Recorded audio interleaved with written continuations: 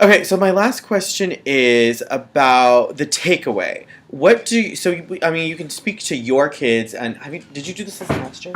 I did this unit, but Unit. not the same activities in it. Fabulous. So you did it, the same unit but different activities. Now, what did you like observe was the takeaway on the kids' part? What and does and what or is the takeaway going to be for this group of kids? And that doesn't have to be necessarily the environmental takeaway. It can be Knowledge-based. the knowledge-based, skills-based, problem-solving, critical thinking. There are lots of academic pieces clearly in found in this type of activity. But what, to you, I guess, was the most salient piece that kids walked away with, I think, is what I'm wondering. As I'm teaching it currently, so I have to say walking or will walk away with. Sure.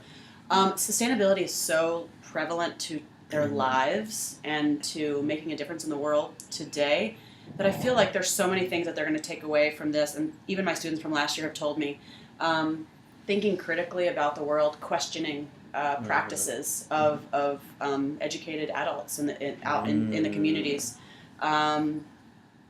learning different methods of doing traditional activities like hydroponics and why hydroponics is a new solution. Critically thinking based on a lot of my video homework. So looking at people's lives, how do they pertain to their own? How do they think critically about what other people are doing? The advantages and disadvantages of systems and practices, strengths and weaknesses of ideas, and from working on the Prezi, the TED Talks that they're doing right now, they're just very well informed about problems and solutions and how it can pertain to Austinites. And I think they just come out of this class and this area of subject with just this new kind of lens through which they look at the world around them. Okay. That kind of sounds cliche, but I just think that sustainability is so connected to the way that they eat and the way that they live and the people around them that it's just one of those things where they can remember it. Well, and you work with a group that's particularly enthusiastic, and I think you did last year, and they buy into that. Like Yes. they will buy into it. It's not cheesy. It's not cliche for them. Yes. It might sound that way when we talk about it, but I think that these kids sincerely love learning, and maybe one of the Yes. last years that they really don't see learning as colored with other personality traits. Right? Yes. They're still very innocent, and I think that makes this kind of activity perfectly timed because it's just late enough where they can understand these kinds of things, but it's before they become jaded middle schoolers. How do I think in the past, how have I reached students? How do I feel like they come back and they're like, wow, Mrs. Dago, I'll never forget that I blah, blah, blah. Mm-hmm.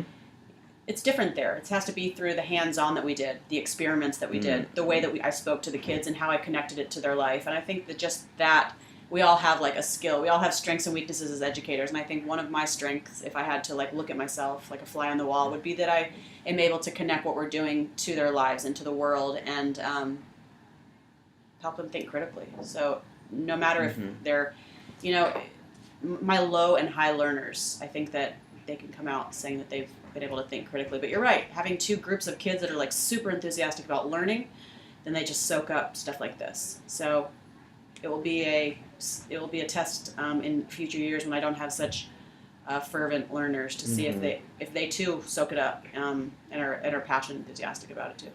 Right. No, that makes perfect sense. Thank you so much. This has been wonderful. I love interviewing teachers. All right. I sent you a